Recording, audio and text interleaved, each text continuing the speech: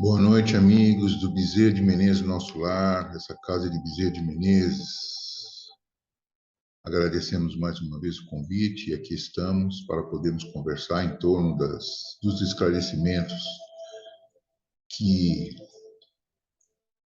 a doutrina espírita nos proporciona para que possamos prosseguir nessa romagem terrena, nessa encarnação que a cada um de nós foi dada para que possamos desenvolver o nosso processo de alma imortal. Bom, pessoal, a gente tem sempre feito comentários baseados nos livros de Emmanuel, né? Daqueles livrinhos de Emmanuel, mas hoje nós devemos fazer comentários em torno do livro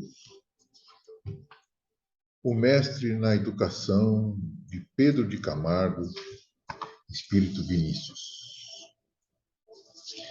E a lição que a gente escolheu para a gente conversar, pessoal, é muito interessante para todos nós, que diz respeito a um tema que desde sempre a gente acha que é importante para todo ser humano, que é a educação.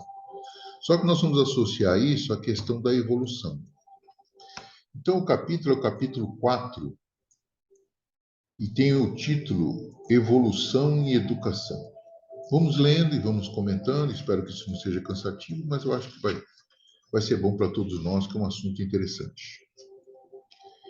Então, ele começa assim: educar é tirar do interior. Nada se pode tirar de onde nada existe. É possível desenvolver nossas potências anímicas, porque realmente elas existem no estado latente. A evolução resulta da involução. O que sobe da terra é o que desce do céu. Muito bem, vamos fazer um comentário rápido sobre esse texto aqui. A primeira coisa é que nós estamos num processo de evolução natural, dado pela possibilidade do amor divino, para que a gente possa retornar a perceber claramente a nossa integração com Deus. Se somos filhos de Deus, logicamente temos conteúdo divino. Esse conteúdo divino está guardado dentro de nós. Por isso que ele fala que o processo é de evolução. Nós estamos desenvolvendo aquilo que está envolvido pela nossa involução, que é uma evolução na origem. De lá para cá, nós estamos todos num processo de evolução. E aí, ele fala que não se pode tirar nada de onde não tem nada. Então, logicamente, como somos filhos de Deus, temos todos os potenciais divinos em nós, na condição de filho. Então, nosso trabalho é justamente tirar isso de dentro, jogar para fora. Esse é o trabalho do educador, justamente fazer com que a gente, pelas motivações externas, pelos impulsos externos, pelos estímulos externos que chegam na gente, vai colocar para fora aquilo que nós temos guardados pela condição de filhos de Deus que temos. E ele fala: a diferença entre o sábio e o ignorante, o justo e o ímpio, o bom e o mal, procede de seres uns educados e outros não.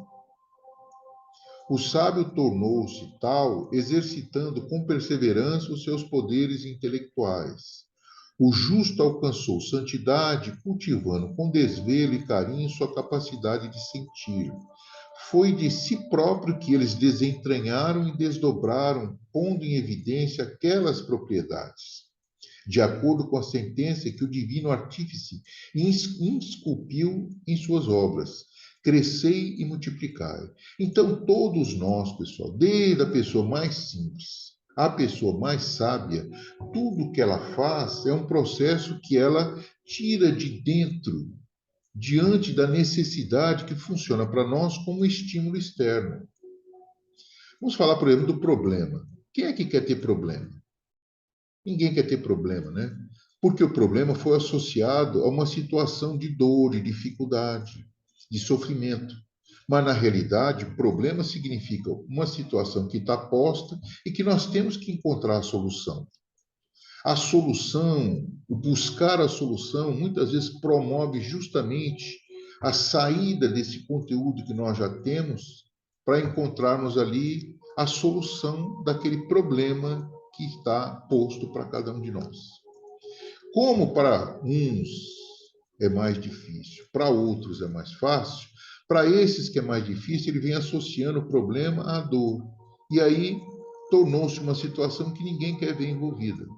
Mas, na realidade, a nossa vida é uma sucessão contínua de resolução de problemas que foram colocados em nossa vida até por decisões nossas anteriores. Você veja que coisa interessante, né? Então, situações as quais escolhemos ao longo das nossas várias encarnações deram para nós problemas para serem resolvidos. Nós causamos, nós vamos ser a origem do encontro da solução. E aí, para isso, nós temos também a ajuda do impulso vibratório de quem já consegue resolver esses problemas, quem já superou esses problemas, que são justamente os espíritos, os anjos, ou as entidades as quais nos ajudam a, por ressonância vibratória, fazer com que esse conteúdo venha para fora e a gente consiga resolver essas questões.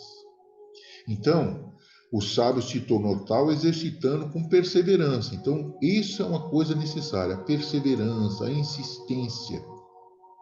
Por isso que para nós, que trabalhamos no meio espírita, nós temos como lema, como princípio importante o trabalho. O trabalho, por si só, já representa problemas. Problemas aos quais nós temos que encontrar solução. É só isso. O paciente que chega na mesa de cirurgia para o médico é um problema de dor, de saúde instável, para que ele possa resolver. E aí ele vai usar todos os conhecimentos que ele tem, que através da faculdade, pelo estímulo das provas, dos professores, das questões que surgiram, ele trouxe para a memória consciente e agora ele, diante do paciente, ele consegue resolver. Ele estar diante do paciente também já gera nele toda uma ligação para que ele possa encontrar também outras soluções que muitas vezes os 6 ou 10 anos que ele passou na faculdade não deram para ele. Isso sem falar do grau de conexão que pode haver por todo esse processo que nós temos na nossa vida de ligações espirituais.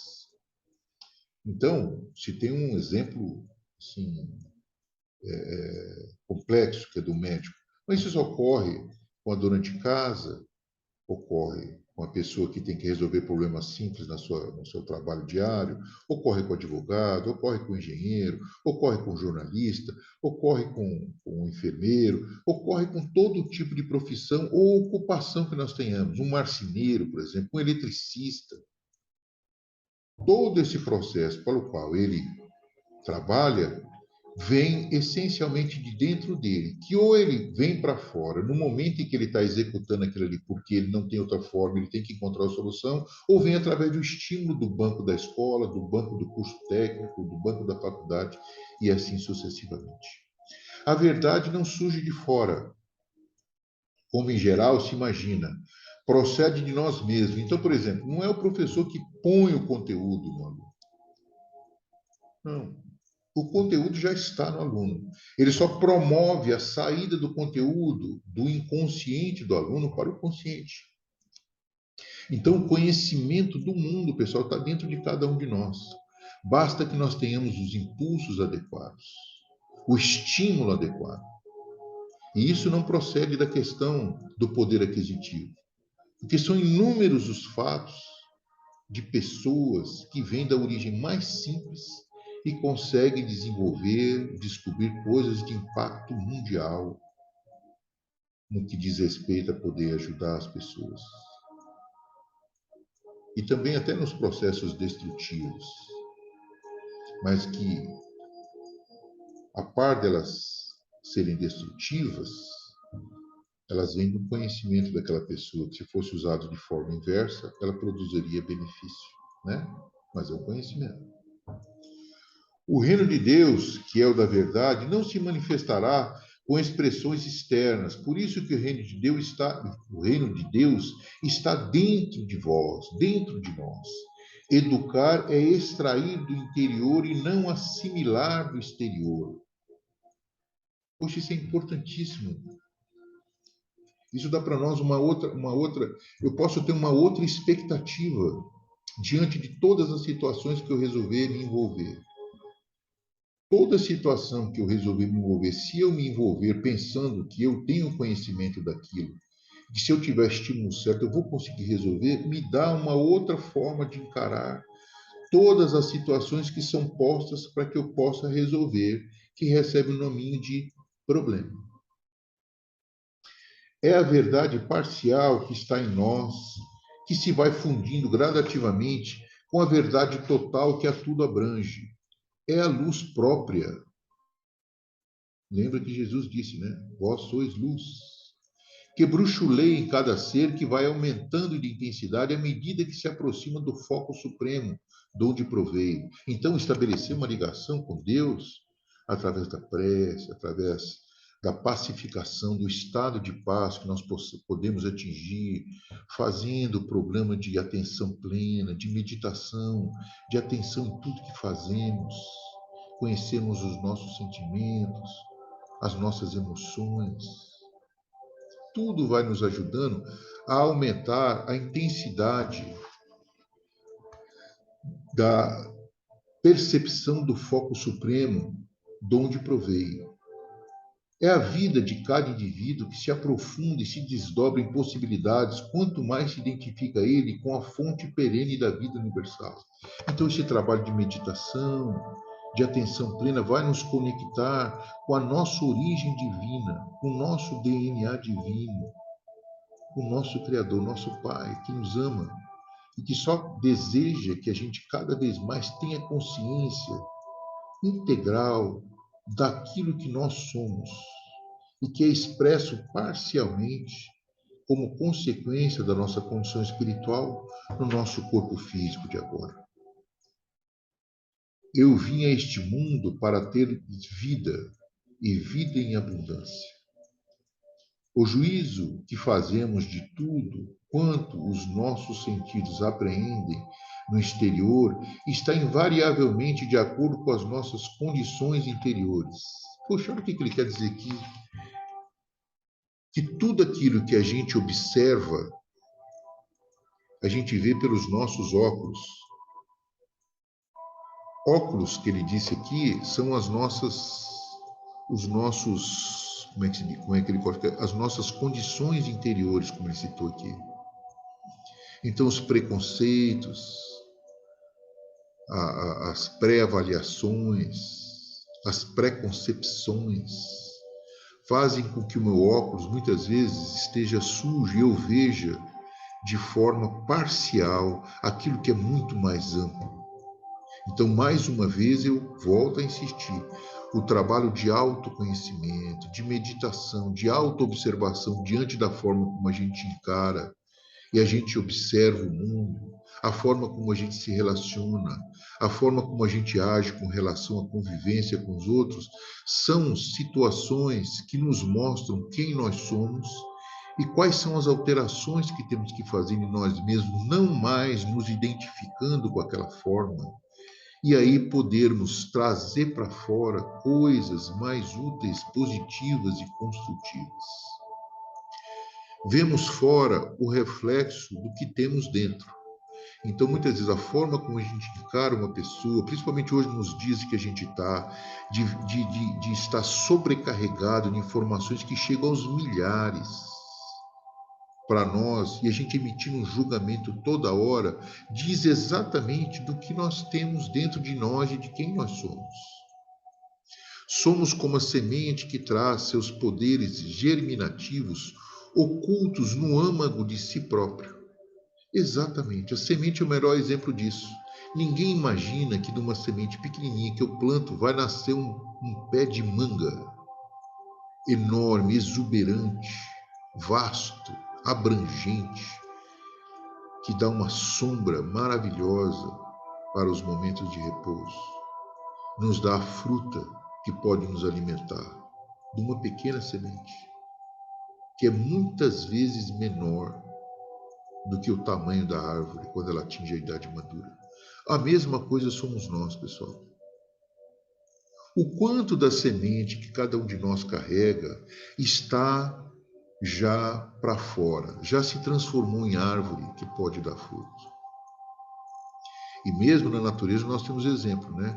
As pessoas podem dizer assim, mas aí semente de manga pode dar só manga. Não, mas eu posso fazer um processo de enxerto. Esse enxerto, pessoal, também é muito possível na situação do nosso espírito. E eu posso produzir outros frutos, outras coisas, porque potencialmente na minha árvore, na minha semente de manga também tem essa possibilidade. Educar é evolver, é se desenvolver, é sobrepairar, é evoluir de dentro para fora, revelando na forma perecível que é o nosso corpo físico a verdade, a luz e a vida imperecíveis eterna. Por isso que são as características de Deus, a cuja imagem e semelhança fomos criados. Deus tem todas esses predicados, pessoal, de forma originária e pura. E nós também os temos na condição de filho. O nosso trabalho é justamente cada vez mais através da expansão da consciência e do autoconhecimento que se faz através dos exercícios de meditação, observando os pensamentos, reconhecendo as emoções, sabendo que muitas dessas emoções, desses pensamentos já não fazem mais parte das nossas ações de hoje, mas eles são nossos. Nos ajudaram a chegar aqui porque eles foram utilizados em momentos que a vida exigiu isso de nós quando estávamos no desenvolvimento do nosso estado primitivo. Hoje não mais são necessários, mas eles estão presentes. E muitas vezes a gente se sente muito chateado quando eles vêm, e nós muitas vezes nos identificamos com eles e damos chance de que ele continue se apresentando, continue trazendo aí situações de conflito, de dor, porque a gente não está prestando atenção nesses aspectos que nós temos. Nossa vida hoje, pessoal, é muito voltada para o exterior. E o pior é que nós tomamos decisões todos os dias baseado no nosso interior, naquilo que nós temos, e vamos sofrer as consequências dela. Então, um dos processos que nós precisamos educar em nós mesmos é ter a perfeita consciência, ou o máximo da consciência possível daquilo que nós carregamos. O que os fatos produzem em nós de pensamento, de emoção, de sentimento. Porque a sequência normal é a ação. E se a ação for uma ação inadequada, pessoal, não há como não colher os resultados dela. Porque isso é uma lei.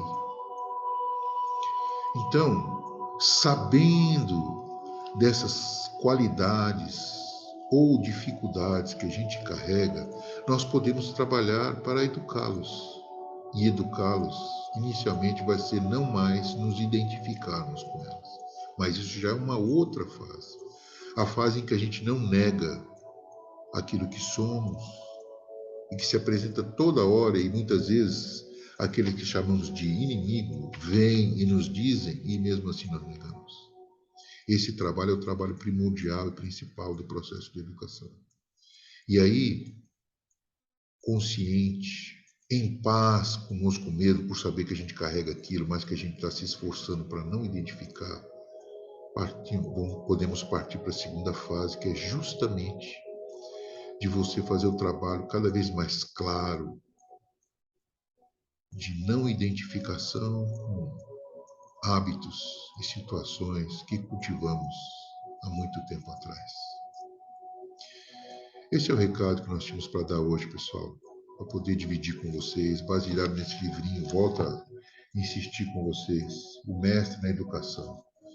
Nós vamos estar, assim que formos convidados toda vez, trazendo mais alguns capítulos desse livro, que a gente considera que é um assunto que nós temos que reforçar constantemente para podermos superar, nos superar a cada dia, evoluir, nos desenvolver a cada dia.